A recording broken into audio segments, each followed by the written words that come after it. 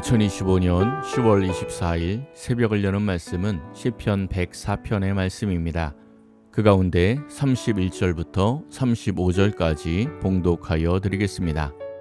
여호와의 영광이 영원히 계속할지며 여호와는 자신께서 행하신 일들로 말미암아 즐거워하시리로다.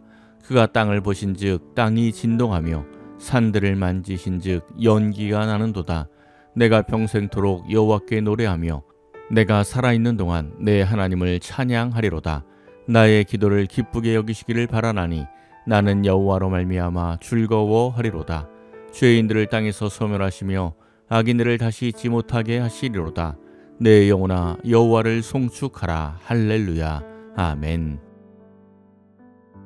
같은 장소에 서 있어도 방향에 따라 다른 풍경을 보게 됩니다.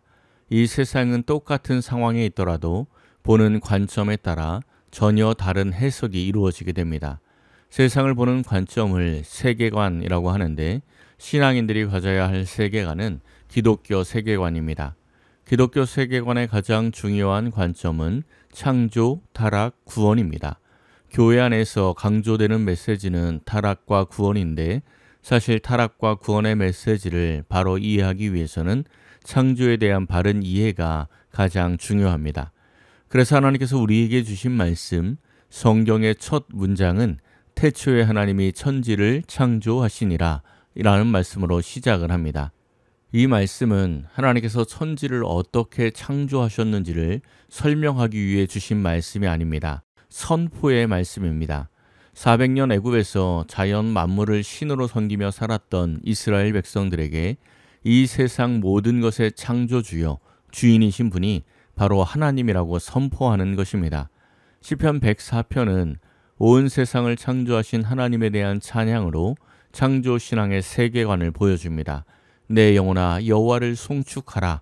이렇게 시작하여 하나님께 지으심 받은 모든 것을 말씀하며 하나님을 송축하고 있습니다. 첫째 단락은 2절부터 4절로 하늘에 대한 말씀입니다. 2절에 주께서 옷을 입음같이 빛을 입으시며, 이 말씀은 창조 첫날 하늘을 가득 채우는 빛을 창조하신 것을 말씀합니다. 3절에 물에 자기 누각의 들보를 얹으시며 라는 말씀이 나오는데 여기서 물 역시 하늘을 의미합니다. 창세기 1장 6절을 보면 물과 물을 나누며 하늘을 창조하시는 모습이 나옵니다. 하늘을 창조하시고 다스리는 모습을 설명하고 있는 것입니다.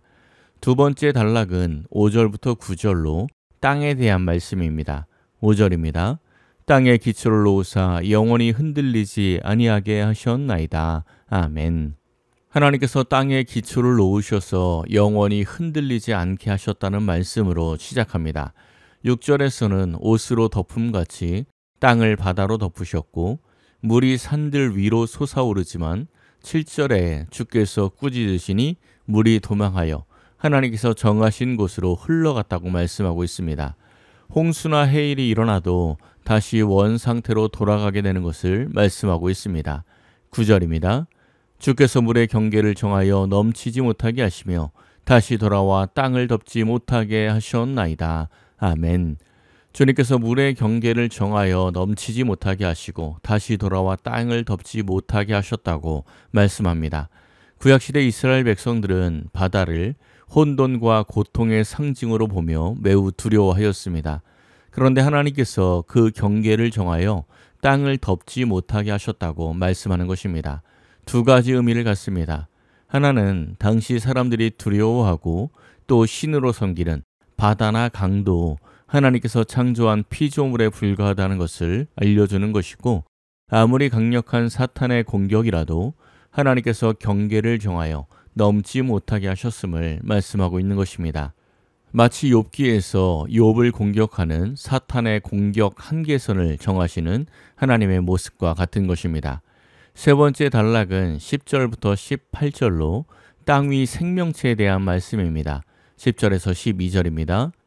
여호와께서 샘을 골짜기에서 솟아나게 하시고 산 사이에 흐르게 하사 각종 들짐승에게 마시게 하시니 들나귀들도 해갈하며 공중의 새들도 그 가에서 깃들이며 나뭇가지 사이에서 지저귀는도다. 아멘.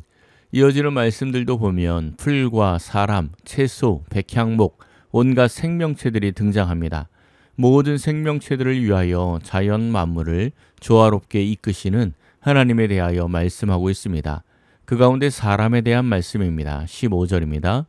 사람의 마음을 기쁘게 하는 포도주와 사람의 얼굴을 윤택하게 하는 기름과 사람의 마음을 힘있게 하는 양식을 주셨도다. 아멘. 하나님께서 사람에게 주신 세 가지가 나오고 있습니다. 하나는 사람의 마음을 기쁘게 하는 포도주입니다. 포도주는 성경에서 독주와 같은 술의 의미로 쓰일 때도 있고 축복과 기쁨의 상징으로 쓰일 때도 있습니다. 여기에서는 하나님이 주시는 축복과 기쁨의 상징으로 포도주를 말씀하고 있습니다. 두 번째는 사람의 얼굴을 윤택하게 하는 기름이고 세 번째는 사람의 마음을 힘있게 하는 양식입니다. 하나님께서 주신 이 세 가지 축복은 예수님이 이 땅에 오심으로 완성이 됩니다. 포도주는 예수님께서 십자가에 달리심으로 우리와 맺은 새 언약의 피를 상징합니다. 예수님의 피로 말미암아 우리가 구원을 받고 참된 기쁨을 얻게 되었습니다.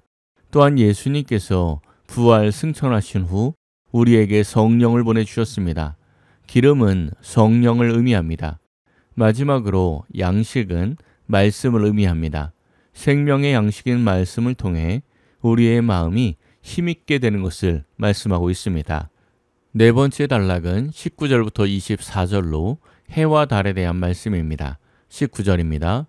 여호와께서 달로 절기를 정하시며 해는 그 지는 때를 알도다. 아멘. 해와 달은 고대인들이 신으로 섬겼던 것들입니다. 그런데 해와 달도 하나님께서 창조하셨고 하나님께서 정하신 대로 움직임으로 이 땅에서 살아가는 생명체들에게 규칙을 만들어 주었음을 말씀하고 있습니다. 다섯 번째 단락은 24절부터 25절로 바다에 대한 말씀입니다. 바닷속에 크고 작은 생명들이 무수하고 리워야단이 그 속에 논인다고 말씀합니다. 리워야단은 하나님께 대적하는 바다 괴물 용 중의 하나인데 하나님 앞에서 논인다고 표현하고 있습니다. 호랑이 앞에 강아지가 멍멍대면 호랑이가 속으로 뭐라고 하겠습니까? 놀고 있네 그러지 않겠습니까? 그런 의미입니다. 여섯 번째 단락은 27절부터 30절로 이 세상의 순환에 대해서 말씀하고 있습니다. 하나님의 섭리 안에 죽기도 하고 새로 태어나기도 하는 자연 만물의 모든 섭리를 말씀합니다. 이렇게 하늘에 관하여 땅에 관하여 땅 위의 모든 생명체들에 관하여 해와 달에 관하여 바다에 관하여 그리고 이 모든 것들의 순환 원리에 대하여 말씀한 후에 이렇게 정리합니다. 33절, 34절입니다. 내가 평생토록 여호와께 노래하며 내가 살아있는 동안 내 하나님을 찬양하리로다. 나의 기도를 기쁘게 여기시기를 바라나니 나는 여호와로 말미암아 즐거워하리로다. 아멘. 이 말씀이 창조신앙의 세계관을 가진 성도의 결론입니다. 온 세상을 창조하시고 섭리하시는 하나님께서 나의 삶도 창조하시고 섭리하여 주실 것을 알기에 평생토록 하나님을 찬양하고 하나님께서 나의 기도를 기쁘게 여기시기를 바라며 여호와로 말미암아 즐거워할 수 있는 것입니다. 이 새벽 모여 기도하는 성도님들은 창조신앙으로 우리 삶의 모든 것을 주관하시고 섭리하시는 하나님을 찬양하며 여호와로 말미암아 즐거워하는 복된 삶을 살아가시기를 예수님의 이름으로 간절히 축원합니다. 기도하겠습니다. 사랑의 하나님 감사합니다. 이 새벽 기도하게 하시니 감사드립니다. 이 세상 모든 만물들이 하나님의 섭리 안에 조화롭게 움직이고 있음을 봅니다.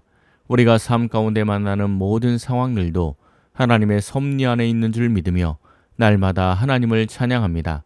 또한 새벽마다 기도할 때 하나님께서 우리의 기도를 기쁘게 여겨주시고 또한 응답하여 주옵소서.